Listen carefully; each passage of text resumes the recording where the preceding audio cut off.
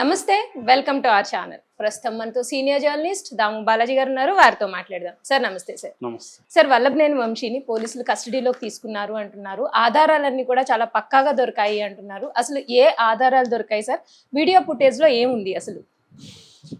వల్లభనేని వంశీకి నిన్న bail reject చేసిన హైకోర్టు జస్టిస్ విఆర్కే కృపాసాగర్ ఆయన ఇది ఎందుకంటే ఇక్కడ హైకోర్టులో ఇక్కడ వేయడానికి లేదు, దీన్ని ఎస్సీ ఎస్టీ కోర్టులో మీరు వేసుకోండి అని చెప్పాడు. యాక్చువల్గా వంశీ ఏంటంటే అరెస్ట్ కాకముందు ఆగస్టులోనే ఆయన ముందస్తు బెయిల్కి అప్లై చేశాడు.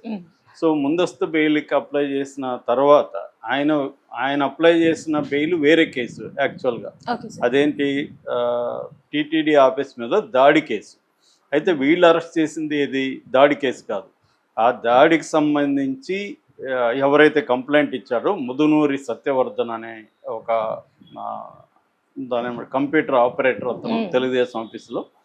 సో తను ఇచ్చిన కంప్లైంట్ బేస్ చేసుకొని ఆ కేసు పెట్టారు. ఇప్పుడు తను వెళ్ళి నేను ఆ కంప్లైంట్ నేను ఇవ్వలేదు, నా ఊరికే సాక్షి సంతకం మాత్రమే చేశాను, నేను ఆ కంప్లైంట్ నా పేరుతో ఉంది కాబట్టి నేను విత్డ్రా చేసుకుంటున్నానని కోర్టులో జస్టిస్ హిమబిందు ముందు ఆయన వాంగ్మూలం ఇచ్చాడు. దీన్ని ఉపయోగించుకొని తెలుగుదేశం వాళ్ళు వంశీ మీద ఈ ముదునూరి సత్యవర్ధన్ను కిడ్నాప్ చేసినట్టుగా కేసు పెట్టారు. ఇది ఆయన ఎస్సీ కాబట్టి Satyavardhan SC ST atrocities special కోర్టులో ఉంది కేసు. సో ఉన్నప్పుడు హైకోర్టులో జనరల్గా బెయిల్ రాదు, ఎందుకంటే అది వేరే బెయిల్. పైగా చంద్రబాబు ఏం చేస్తున్నాడంటే చిన్న పామునైనా పెద్ద కర్రతో కొట్టాలన్నట్టుగా ఢిల్లీ నుంచి లాయర్లు దింపుతున్నాడు ప్రతిదానికి. ఇక్కడ నిజానికి వంశీ కేసులో ఢిల్లీ నుంచి లాయర్లు అవసరం లేదు, కానీ గంటకి ₹1 కోటి తీసుకుంటున్నాడు అని చెప్పి సిద్ధార్థ లోత్రాని మేబీ చంద్రబాబుకి మేలు చేశాడు కాబట్టి ఆయన గవర్నమెంట్ తరఫున డబ్బులు ఎక్కువ ఇస్తూ పర్మనెంట్గా పెట్టుకున్నట్టు కనబడుతుంది. ప్రతి చిన్న బెయిల్కే మామూలుగా ఇది బెయిల్ వ్యవహారం, ఈ బెయిల్ దీంట్లో కూడా సిద్ధార్థ లోత్రా ఆర్గ్యూ చేస్తున్నాడు అంటే మనం అర్థం చేసుకోవచ్చు చంద్రబాబు పరిస్థితి. సో ఆ స్థాయిలో జరుగుతుంది కాబట్టి అంత ఈజీ కాదు అనమాట వీళ్ళకి బెయిల్ రావడం. ఎందుకంటే చంద్రబాబు ప్లాన్ ఏంటంటే పెద్ద లాయర్ని దించితే మామూలుగా ఇప్పుడు ₹1 కోటి ఎందుకు ఇస్తారు ఒక లాయర్కి ఎవరైనా, ఆ లాయరు వాదించే కేసులు పనిచేస్తాయి కాబట్టి కోర్టులను కూడా ఆయన ఇన్ఫ్లుయెన్స్ చేయగలిగాడు కాబట్టి ఆయన పెట్టుకుంటారు. లేకపోతే మామూలుగా పబ్లిక్ ప్రాసిక్యూటర్లు ఉంటారు. ఆల్రెడీ దీంట్లో కూడా మెండ లక్ష్మీ నరపతి అనుకుంటా ఆయన లక్ష్మీనారాయణ అని ఆయన ఉన్నాడు పబ్లిక్ ప్రాసిక్యూటర్, కానీ ఈయన్ని దించారనమాట రంగంలోకి. సో ఆయన వాదించారు. దీంట్లో వాళ్ళ ఆర్గ్యుమెంట్ ఏంటంటే ఇది అసలు దీనికి విచారణ అర్హత లేదు ఈ పిటిషన్కి అని. అది కరెక్టే, వంశీకి కూడా నాకు తెలిసి ముందే ఐడియా ఉంటుంది ఎట్లాగో బెయిల్ దీనికి సంబంధం లేదని.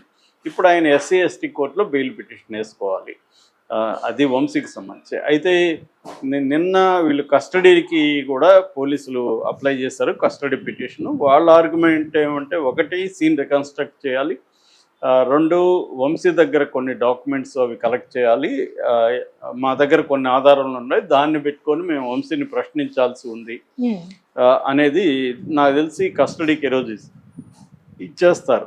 ఎందుకంటే జనరల్గా పోలీసులు కస్టడీకి అడిగినప్పుడు రిజెక్ట్ చేయడం అనేది జనరల్గా జరగదు. చంద్రబాబును కూడా కస్టడీకి ఇచ్చారు పోలీసులు, కోర్టు, కాకపోతే జైల్లో విచారించమని చెప్పారు. ఇక్కడ అది జరగదు, ఎందుకంటే ఇతను ఎమ్మెల్యే కూడా కాదు కాబట్టి ఈయన ఖచ్చితంగా కస్టడీకి.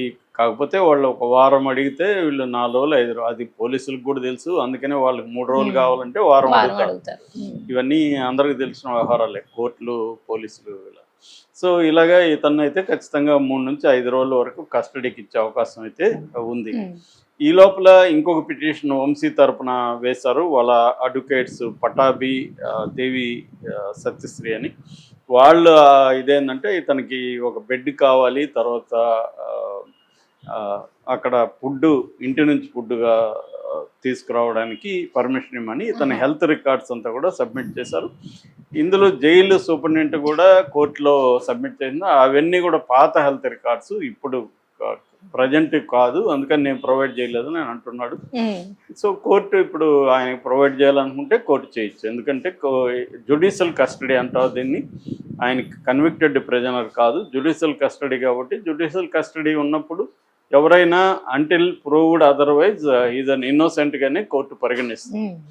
ఇన్నోసెంట్ ఇతను బయట ఉంటే సాక్షులను సాక్ష్యాధారాలను తారుమారు చేస్తాడు, సాక్షులను బెదిరిస్తాడు అనే మాత్రమే ఆయన అరెస్ట్ చేస్తారు తప్ప ఆయన ఏదో శిక్ష పడినట్టయితే కాదు. కాబట్టి ఆయనకు అది ఇచ్చే అవకాశం ఉంది. ఇప్పుడు ఏంటంటే కొత్త ఆధారాలు వచ్చాయని చెప్తున్నారు. ఒక వీడియో బయటకు వచ్చింది. ఆ వీడియో ఏంటంటే 10th సత్యవర్ధన్ అక్కడ కోర్టులో జస్టిస్ హిమబిందు ముందు వాంగ్మూలం ఇచ్చిన తర్వాత అతన్ని ఒక black Creta car AP40 BG5005 ఈ నెంబర్ ఉండే ఒక కారులో అతన్ని హైదరాబాద్కి తీసుకొచ్చారు. ఇంకొక కారులో వంశీ కూడా ఉన్నాడు. మరి ఈ సత్యవర్ధన్ ఈ 2 కార్లు బయలుదేరాయి. బట్ సత్యవర్ధన్ వంశీ ఉన్న కారులో ఉన్నాడా ఇంకొక కారులో ఉన్నాడా అనేది తేలలేదు. కానీ వాళ్ళతో కూడా అయితే వంశీ కూడా బయలుదేరారు. హైదరాబాద్కి చేరుకున్నారు. రాయదుర్గం మై హోమ్ భుజ అపార్ట్మెంట్లో ఉన్నారు. ఆ తర్వాత 12 గంటల 4 సెకండ్లకి వంశీ దిగి వచ్చి కిందకి ఈ అబ్బాయిని ఈ సత్యవర్ధన్ని పైకి తీసుకొని వెళ్ళినట్టుగా 24th ఫ్లోర్లో తన ప్లాట్కి తీసుకొని వెళ్ళినట్టుగా కూడా CCTV ఫుటేజ్ని పోలీసులు కలెక్ట్ చేశారు. మళ్ళీ మార్నింగ్ 11th మార్నింగ్ ఈ క్రెటా ఇంకొక కారు బయలుదేరాలి. దీంట్లో వీళ్ళు వైజాగ్కి సూర్యాపేట వైరా ఇలాగా ఈ రూట్లో వైజాగ్కి తీసుకొని వెళ్ళినట్టుగా కూడా ఫుటేజ్ అయితే వాళ్ళు కలెక్ట్ చేశారు. సో ఈ ఫుటేజ్లు ఏంటంటే వంశీ క్లోజ్ ఎయిడ్స్ అయితే ఎవరైతే ఉన్నారో అసిస్టెంట్లు రామారావు, వేల్పుల వంశీ, ఆ తర్వాత కొమ్మకోట్ల మోహన్ రంగారావు ఇలాంటి వాళ్ళ పేర్లు కూడా దాంట్లో బయట వచ్చాయి. వీళ్ళల్లో కొమ్మకోట్ల మోహన్ రంగారావు అలియాస్ రంగా వీళ్ళిద్దరు కూడా ఇప్పుడు ఎస్కేప్లో ఉన్నారు. వాళ్ళిద్దరిని ఇంకా పట్టుకోవాల్సి ఉంది. సో మిగతా వాళ్ళ మీద అయితే కేసు పెట్టారు, కిడ్నాప్ కేసు. ఇక్కడ నాలాంటి సాధారణమైన వ్యక్తులకు వచ్చే డౌట్ ఏమంటే కిడ్నాప్ అయినట్టు ఈ విజువల్లో ఎక్కడైనా ఉందా? అతను వాళ్ళతో కూడా వెళ్ళడం వరకు ఓకే. కిడ్నాప్ చేసినట్టు అతను కంప్లైంట్ ఇవ్వట్లేదు. సత్యవర్ధన్ అనే వ్యక్తి నన్ను వీళ్ళు కిడ్నాప్ చేశారని కంప్లైంట్ ఇవ్వలేదు. వంశీతోనో లేకపోతే వాళ్ళతో ఉన్నట్టు ఈ CCTVలో ఉంటే ఇది కోర్టులో కిడ్నాప్ ఇతని మీద పెట్టిన కేసు ఏంటి? Kidnap case. కిడ్నాప్కి ఈ ఫుటేజ్ ఎలా పనికొస్తుంది అనేది డౌట్ నాకు. మరి కోర్టులో ఎట్లా తేలుతుంది అనేది చూడాలి. రెండవది ఏంటంటే ఇతను ఆల్రెడీ నేను ఈ కేసు పెట్టలేదన్నప్పుడు దానికోసమే వీళ్ళు అతని మీద కూడా సత్యవర్ధన్ మీద కూడా తెలుగుదేశం వాళ్ళ దగ్గర ఒక కేసు పెట్టించారు. సో అంటే సత్యవర్ధన్ దాంట్లో ఏముంది, సత్యవర్ధన్ డబ్బులు తీసుకొని పెట్టాను. రేపు కోర్టులో ఎంత పెద్ద లాయర్లు వచ్చినా న్యాయాన్ని అయితే తారుమారు చేయలేరు కదా. ఎంత పెద్ద లాయర్లు వచ్చినా కూడా వాళ్ళు ఏమి ప్రతి చోట గెలవరు. అట్లా గెలిచేట్టు ఉంటే చంద్రబాబు 53 రోజులు జైలు ఎందుకున్నాడు? పెద్ద పెద్ద వాళ్ళని దించారు కదా. అప్పుడు 53 రోజులు అయితే వాళ్ళు కాపాడలేకపోయారు కదా. కాబట్టి ఏంటంటే ప్రతిసారి పెద్ద లాయర్లు, నిన్న కూడా సుప్రీంకోర్టు అనింది మీ పెద్ద లాయర్ వస్తాడని, హరీష్ సాల్వే వస్తాడు పోస్ట్ పోన్ చేయండి అంటే మీ పెద్ద లాయర్ వస్తే మేము పోస్ట్ పోన్ చేయాలా అని కూడా సుప్రీంకోర్టు ప్రశ్నించింది. సో కాబట్టి ఏంటంటే వాళ్ళు కొంతవరకు సీనియారిటీకి మిగతా వాటికి రెస్పెక్ట్ ఇస్తారు కానీ ప్రతి చోట అది పనిచేయదు. అలాగా రేపు ఈ కేసు అయితే నాకు తెలిసి దీంట్లో ఇప్పటి వరకు నేను పరిశీలించిన మేరకి ఇది ఏమి నిలబడే కేసు కాదు. వాళ్ళకి కూడా తెలుసు. ఎందుకంటే వాళ్ళు కిడ్నాప్ కేసు ఈయన మీద పెట్టి మళ్ళీ అతనే కిడ్నాప్ అయితే అతని మీద మళ్ళీ ఇతను డబ్బులకు అమ్ముడు పోయాడని మళ్ళీ కేసు ఎలా పెడతారు? ఏదో ఒకటి కదా నిజం ఉండాలి. అతను డబ్బుల కన్నా అమ్ముడు పోయి ఉండాలి, కిడ్నాప్ అయినారని ఇతని మీద ఒక కేసు పెడతారు. మళ్ళీ ఆ అబ్బాయి డబ్బులు తీసుకొని సాక్ష్యం ఇది కేసుని విత్డ్రా చేసుకున్నాడు అని అతని మీద పెడతారు. అంటే మన న్యాయ వ్యవస్థ, పోలీస్ వ్యవస్థ ఎలా ఉందో ఇట్లాంటి కేసులు మనకి అంటే ప్రభుత్వం అనుకుంటే ఎవరి మీదన్నా కేసులు, అదేదో పాత సామెత ఉంది కదా, రాజుగారు అనుకుంటే దెబ్బలు కొదవని, అలాగే ప్రభుత్వం అనుకుంటే పోలీసులు అనుకుంటే కేసులు కొదవన్నట్టుగా కేసులు పెట్టేస్తారు. ఇప్పుడు ఏంటంటే ఇక్కడ కేసులు పెట్టేసినాక ఒక్కసారిగా ఈ మనకేంటంటే మామూలుగా ఇండివిజువల్ వర్సెస్ సిస్టమ్ అంటారు. కాఫ్కా అనే ఆయన దీని మీద చాలా కథలు, నవళ్ళు రాశారు. అంటే మన మోడర్న్ సమాజంలో, మోడర్నిటీలో చట్టము న్యాయం అనేవి వ్యక్తుల్ని కన్ఫ్యూజ్ చేసి వ్యక్తుల్ని భయభ్రాంతం చేసే విధంగా ఒక సాలిగూడులాగా ఉంటుంది, పద్మవ్యూహం లాగా ఉంటుంది అనమాట. ఇది మామూలు వాళ్ళకి ఏమీ తెలియదు దీన్ని ఎలా డీల్ చేయాలి. అందుకనే స్పెషలిస్టులు, లాయర్లు గంటకి ₹1 కోటి తీసుకునే సిద్ధార్థ లోత్రాలు ఎందుకంటే ఇక్కడ దిగుతారంటే ఈ మామూలు కామన్ పీపుల్కి ఇది ఒక పెద్ద భయంకరమైన విషవలయం లాగా ఉంటుంది ఈ న్యాయ వ్యవహారాలన్నీ కూడా, కోర్టు వ్యవహారాలు అన్నీ. అందుకని వాళ్ళు దిగుతారు అన్నమాట.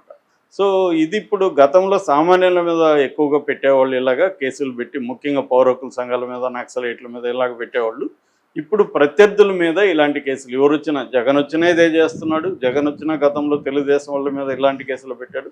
కాకపోతే జగన్కి చంద్రబాబుకి తేడా ఏంటంటే చంద్రబాబుకి వ్యవస్థల మీద ఉన్న పట్టు, ఆయనకున్న నాలెడ్జి జగన్కి లేదు. జగన్కి వచ్చే అవకాశం కూడా లేదు. ఎందుకంటే చంద్రబాబు నాకు తెలిసి ఇంకేనా రాజకీయ నాయకుడు కూడా ఈ స్థాయి ఇండియాలో లేదు. సో అది చంద్రబాబు సాధించిన విజయంగా చెప్పుకోవచ్చు. అందువల్లనే ఆయన ఇట్లాంటి ఒక చిన్న బెయిల్ విషయంలో ముందు